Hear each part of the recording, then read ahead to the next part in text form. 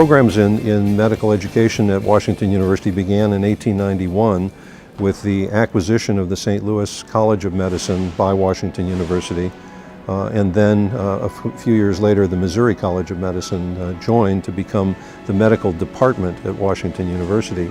And so the Carnegie Institution commissioned a study which was carried out by Abraham Flexner and issued a report writing and calling it little better than the worst he had seen and wholly inadequate in every way.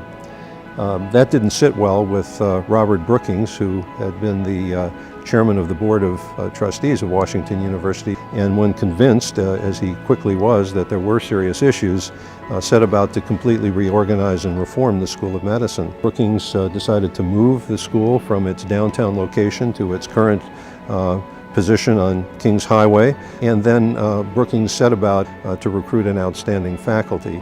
And among the outstanding scholars that Brookings recruited included George Dock, who became the first dean and the first chairman of the Department of Medicine. Dr. George Dock was the man of the time for us. His job was to organize this department, to organize the teaching, to organize a faculty. He had 3 professorships. So he was very well trained. Osler said of him that he was the person who was best trained in clinical medicine and diagnosis of anyone in the United States. Dr. Dock is said to have been the person who abolished the Prince Albert coat and striped trousers. He is the first person on record to have worn a white coat. Well, Dr. Dock left after his monumental task of organizing and designing the new hospital and the new Department of Medicine. It was important that they continue the tradition of teaching and research. And it took them several years to find a likely candidate, and they started a theme that was consistent throughout the history of the department, and that is giving a great deal of responsibility in recruiting a promising young person. And that person is David Barr. The department chair when I was a freshman was Dr. David Barr. Barr's rounds were the professorial rounds. When the professor made rounds, next to him would be some of the attending staff, and then would come the chief resident in medicine, then the assistant residents in medicine in the pecking order, from the senior assistant down to the junior assistant, then the intern, then the senior medical student, and at the end of the line was the junior medical student, who was at least 20 yards away from the professor. Dr. Barr left and went back to New York. The question was Washington University going to continue to increase its reputation and its contributions to medical education?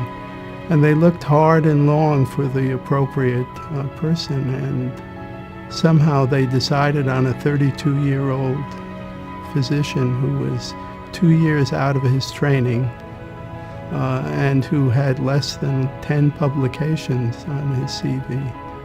And I think what decided them was the fact that Dr. Barry Wood had been a tremendous success in every endeavor he ever tried.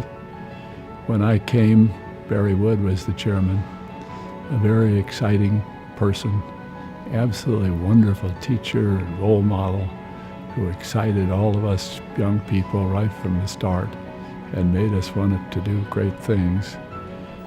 Well, I received a telephone call, Bob, when I was down there from the dean of Washington University, Philip Schaefer. And he came right to the point over the phone and said that the faculty had decided to invite me to come there as the professor of medicine. Well, I was just flabbergasted. I had just finished my house officer training. I'd been out only 2 years from my assistant residency. But I did know that medical school was famous for taking young people. And it was a great privilege to be trying to run and build a department at that age when you're fairly vigorous and you're not bound down with lots of tradition.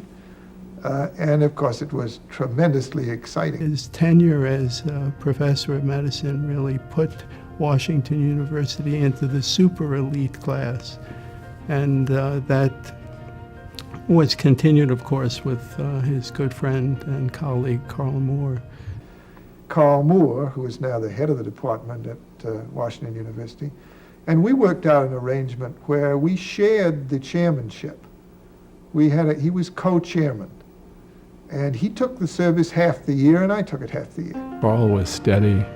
He pointed always to excellence as he conceived it to be, and he very much appreciated and revered the people in the preclinical departments.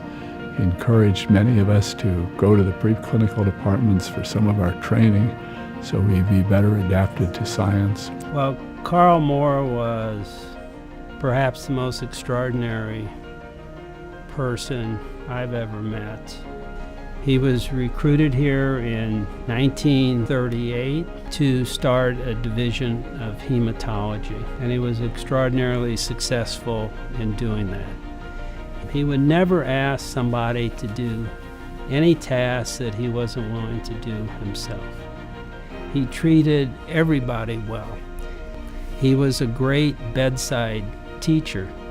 And on top of that, he had these remarkable personal characteristics, obvious leadership abilities. When he walked into a room, it was clear that he would be the dominant person. And one other thing he was very good at was recognizing talent in young people and getting the best and the brightest to come to the Department of Medicine to work.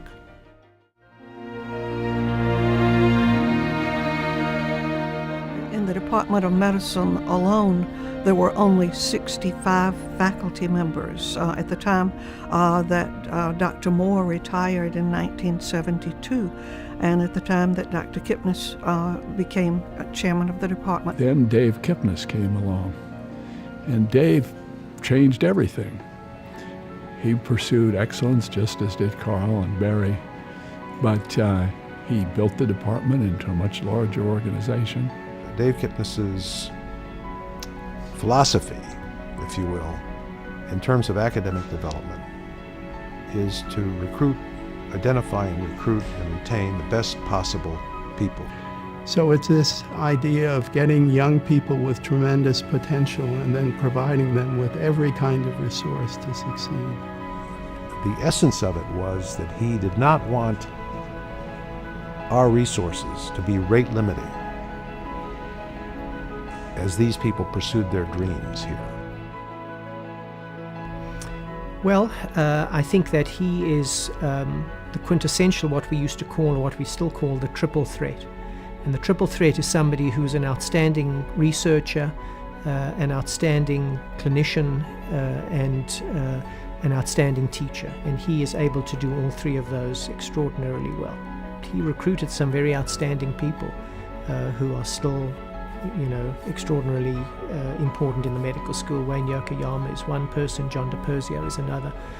So he certainly has left a legacy in that regard. The first step was getting those two hospitals together. Wasn't easy. Every hospital has its own culture. So when you start merging cultures, you have to overcome a number of barriers.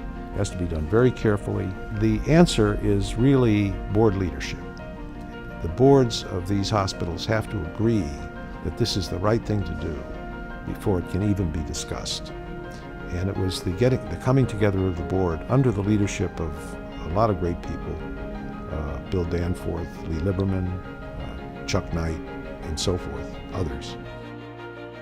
He took over at a difficult time. It was a time of turmoil. He certainly steadied the ship. He made some very outstanding recruits. Nick Davidson, the head of the GI division. He also renewed the commitment to medical education by creating a separate division of medical education. and I think that he was an effective manager at a challenging time. It worked out. And now, of course, the success of BJC and the success of Barnes-Jewish Hospital are undeniable.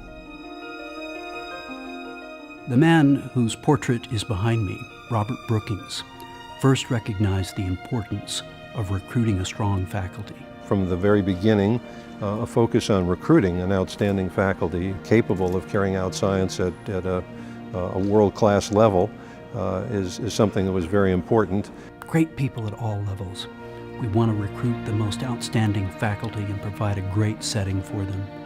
We want to recruit the most talented students possible. Scholarships help attract the best students. And so we set up the Peck Scholars. I've met with the scholars. They're really outstanding people. It's working. I think there's a tradition of excellence, so I think we recruit people who know what quality is. I think that there is a great sense of mission in terms of training here. So I think that everybody understands that an absolutely essential element of what we do is to identify outstanding young people, provide them with very rigorous, inspired training, and then to nurture them to independence. I've been involved with the MD PhD program, and this really revolutionized the level of research that was going on in the department, and also allowed students to mingle with MD house officers who were working in labs, and with MD fellows who were doing special training and laboratory research. I do think that one evolution that is happening now is that human investigation, or investigation in humans using the human being as the experimental model, is becoming much more important. As a result of a number of advances in technology, it's now become possible to do very rigorous experimentation in humans that were not possible before. So one can really ask and answer very important scientific questions in humans that previously it was only possible to ask and answer them in experimental models such as the mouse or some other model. While 100 years is a long time in some sense, I would say we're off to a good start, and we need to keep our momentum going. In doing so, I hope we always remain grounded in the core traditions and values of the School of Medicine.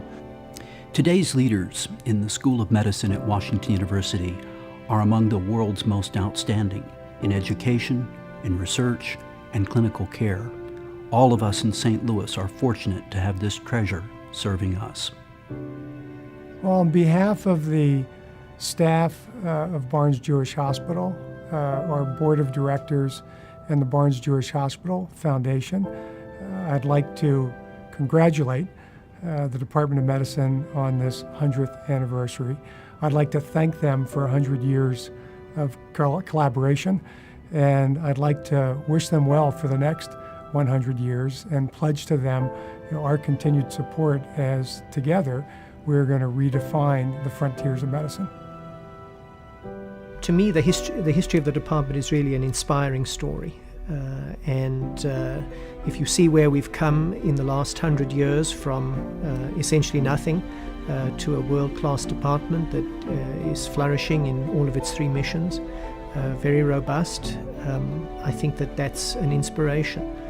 I think it also gives you a sense that it is a continuum, that we are all here for a relatively short period of time in the grand scheme of things.